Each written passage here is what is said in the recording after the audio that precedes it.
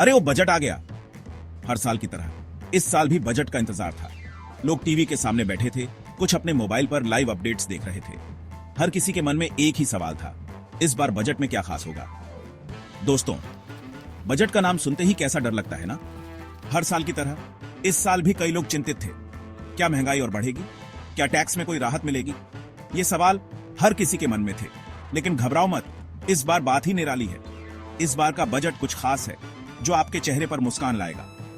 वित्त मंत्री ने इस बार कुछ ऐसे कदम उठाए हैं जो मिडिल क्लास के लिए बहुत फायदेमंद साबित होंगे। 1 फरवरी 2025 को हमारी प्यारी वित्त मंत्री निर्मला सीतारमण जी ने नया बजट पेश कर दिया। संसद में उनके भाषण को सुनते हुए हर किसी की निगाहें उन पर टिकी थीं।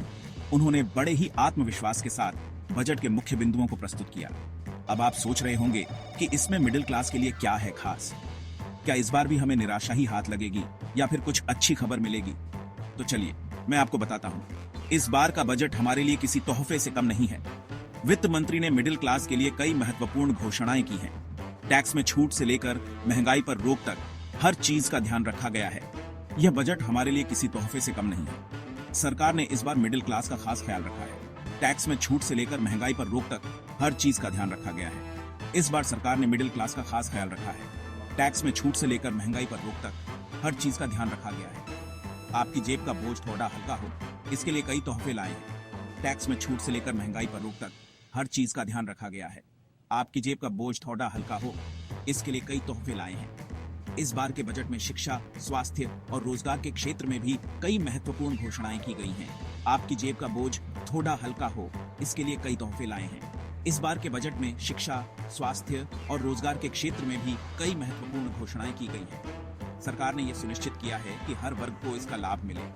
बस ध्यान से सुनते जाइए। इस बजट में हर किसी के लिए कुछ न कुछ है।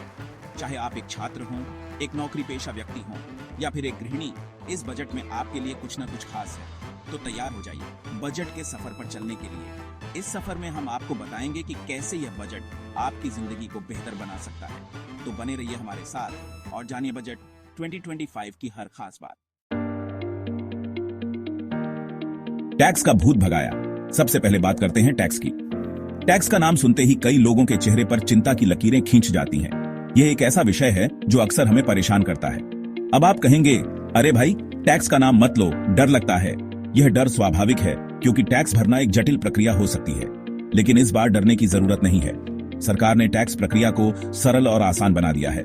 अब अगर आपकी कमाई 12 लाख रुपए तक है तो आपको कोई इनकम टैक्स नहीं देना पड़ेगा। यह एक बहुत बड़ी राहत है। जी हाँ, बिल्कुल सही सुना आपने। यह नया नियम लाखों लोगों के लिए फायदेमंद साबित होगा। और अगर आप नौकरी करते हैं तो यह सीमा और भी ज्यादा है, 12,75,000 रुपए। यह उन लोगों के लिए एक और अच्छी खबर है जो वेतनभोगी कर्मचारी हैं।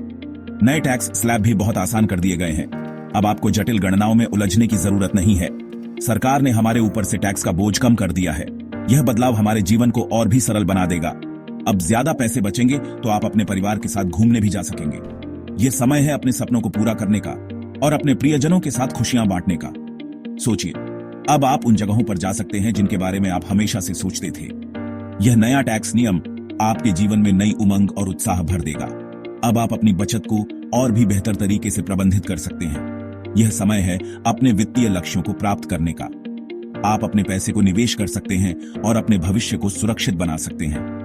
यह नया टैक्स नियम आपको वित्तीय स्वतंत्रता की ओर एक कदम और करीब ले जाएगा। तो अब देर किस बात की? टैक्स का भूत अब आपका पीछा नहीं करेगा। यह समय है चैन की सांस लेने का और अपने जीवन का आनंद लेने का। टैक्स का भूत भगाया और अब आपके जीवन में खुशियों की बहार है। महंगाई को दिखाया दरवाजा। अब आते हैं महंगाई पर। पिछले कुछ समय से महंगाई ने तो कमर ही तोड़ दी थी, लेकिन इस बजट में सरकार ने इस पर भी काबू पाने की कोशिश की है। खाने पीने की चीजों और जरूरत का सामान सस्ता हो, इसके लिए जीएसटी में कमी की गई है। अब दाल रोटी थोड़ी सस्ती मिलेगी तो खाना भी मजे से खाया जाएगा। पेट्रोल डीजल के बढ़ते भाव से भी कुछ राहत मिलने की उम्मीद है। अब गाड़ी चलाना थोड़ा सस्ता होगा तो घूमने का प्लान तो बनता है। सरकार ने महंगाई को कंट्रोल करने के लिए कई कदम उठाए हैं। देखते हैं आगे क्या होता है। पढ़ाई लिखाई हुई सस्ती। सरकार का मानना है कि देश की तरक्की के लिए शिक्षा बहुत जरूरी है। शिक्षा ही वह माध्यम है जिससे हम अपने समाज को बेहतर बना सकते हैं। जब हर बच्चा शिक्षित होगा तभी हमारा देश प्रगति कर पाएगा। इसलिए इस बजट में शिक्षा पर खास ध्यान दिया गया है। नए स्कूल और कॉलेज खोले जाएंगे ताकि हर बच्चे को शिक्षा का अधिकार मिल सके। शिक्षा का स्तर सुधारने के लिए नए स्कूल भवन बनाए जा रहे हैं और पुराने स्कूलों का नवीनीकरण किया जा रहा है ताकि ज्यादा से ज्यादा बच्चों को पढ़ने का मौका मिल सके। सरकार चाहती है कि हर बच्चा ब आज लिखकर अपने पैरों पर खड़ीड़ा हो सके। इसके लिए शिक्षकों की गुणवत्ता में भी सुधार किया जा रहा है। शिक्षकों को नई तकनीकों और तरीकों से प्रशिक्षित किया जा रहा है ताकि वे बच्चों को बेहतर शिक्षा दे सकें। उच्च शिक्षा को भी बढ़ावा देने के लिए नई योजनाएं शुरू की जा रही हैं। अब ज्यादा से ज्यादा बच्चे डॉक्टर, इंजीनियर और वैज्ञानिक बन पाएंगे। उच्च शिक्षा के लिए नए कॉलेज और विश्वविद्यालय खोले जा रहे हैं। इंजीनियर और वैज्ञानिक बन पाएंगे। पढ़ाई तो ऐसी चीज है जो किसी से छीनी नहीं जा सकती। उच्च शिक्षा के क्षेत्र में अनुसंधान और विकास को भी बढ़ावा दिया जा रहा है। इससे हमारे देश के युवा नई खोज और आविष्कार कर सकेंगे। इसलिए आप सभी से मेरी गुजारिश है कि अपने बच्चों को जरूर पढ़ाएं। शिक्षा ही वह कुंजी है जो आपके बच्चों के भविष्य को उज्जवल बना सकती है।